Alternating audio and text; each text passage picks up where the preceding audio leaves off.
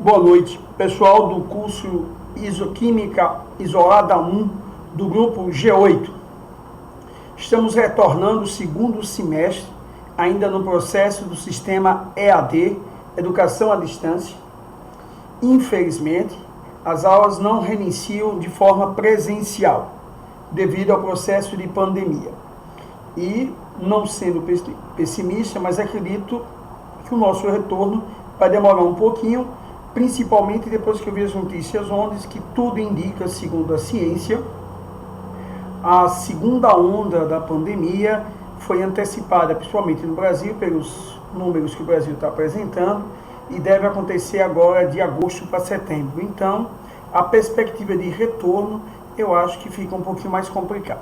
Espero que eles estejam errados e que a gente retorne às aulas presenciais.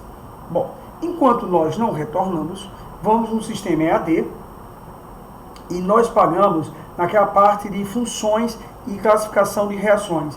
Então agora, nesse segundo semestre, eu vou fazer algumas questões que aconteceram na prova do Enem sobre esse assunto, para depois a gente retornar o nosso assunto, ok?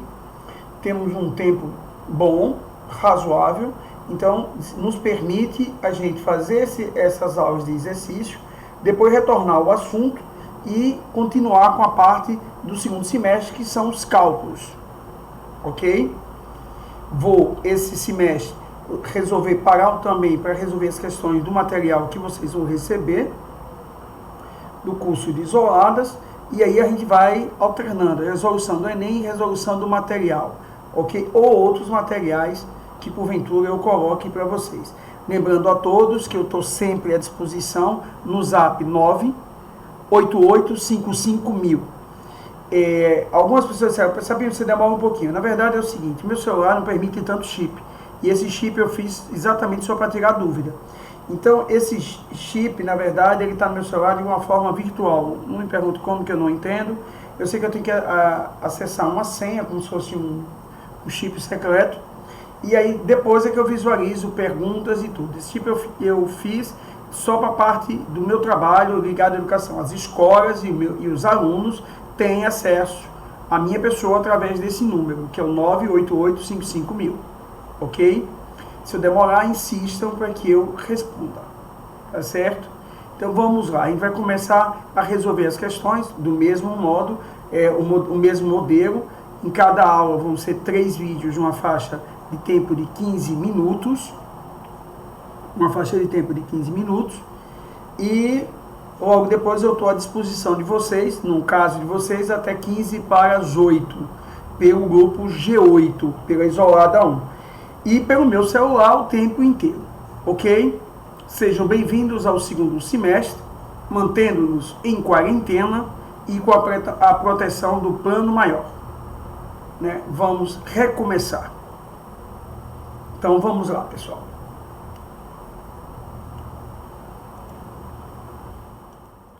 Resolução das questões sobre funções / reações do Enem. Primeira questão do Enem de 2018.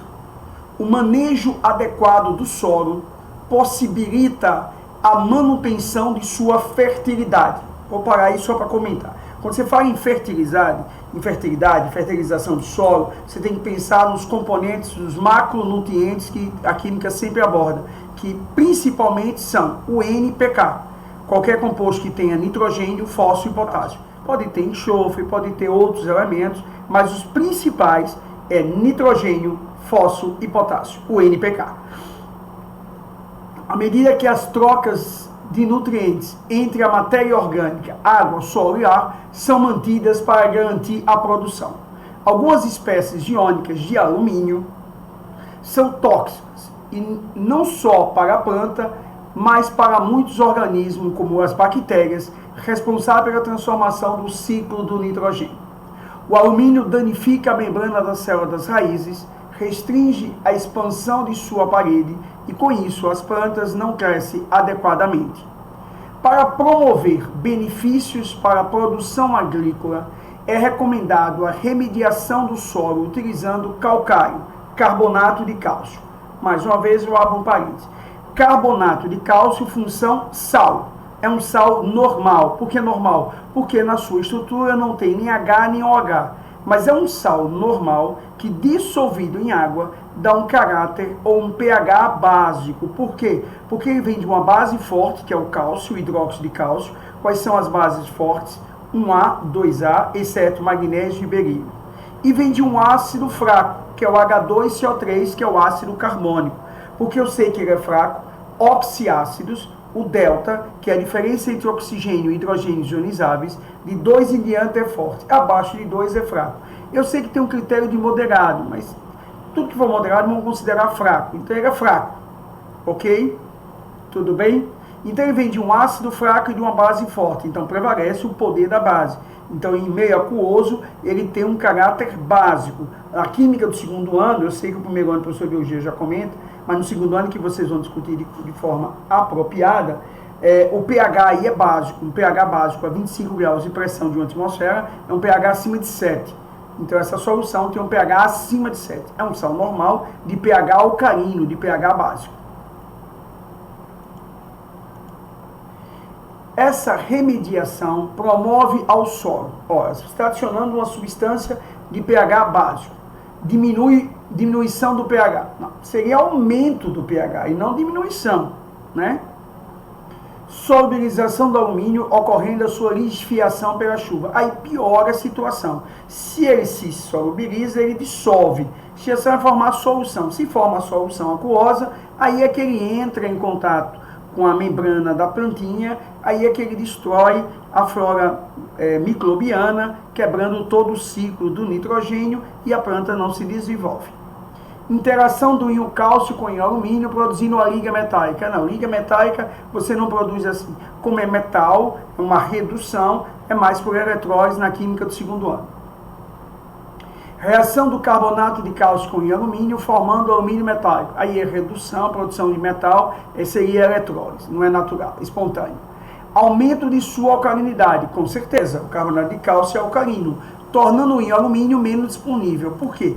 Porque se o meio ficar alcalino é o OH. O alumínio com OH forma hidróxido de alumínio, que é pouco solúvel e precipita. Então ele não fica no meio, não ataca nem a membrana celular da planta e nem a flora bacteriana. Então, se mantém, no meu ponto de vista, a melhor resposta aí do Enem é a letra E. A letra E, né? Vamos ver o comentário da questão.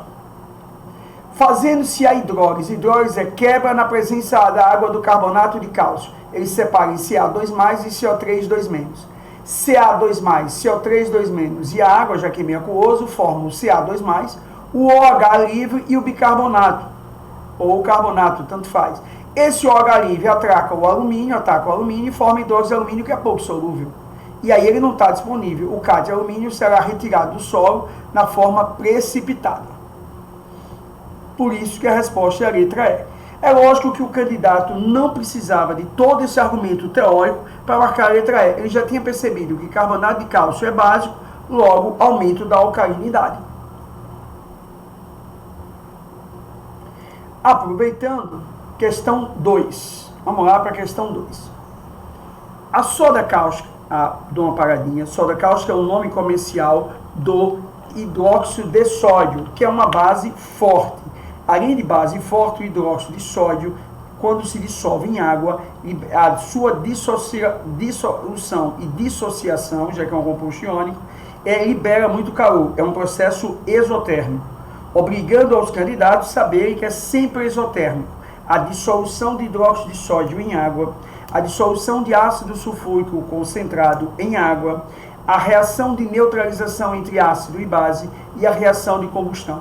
Esses 4 processos são processos exotérmicos obrigatórios que o candidato saiba, ok? Só aproveitando.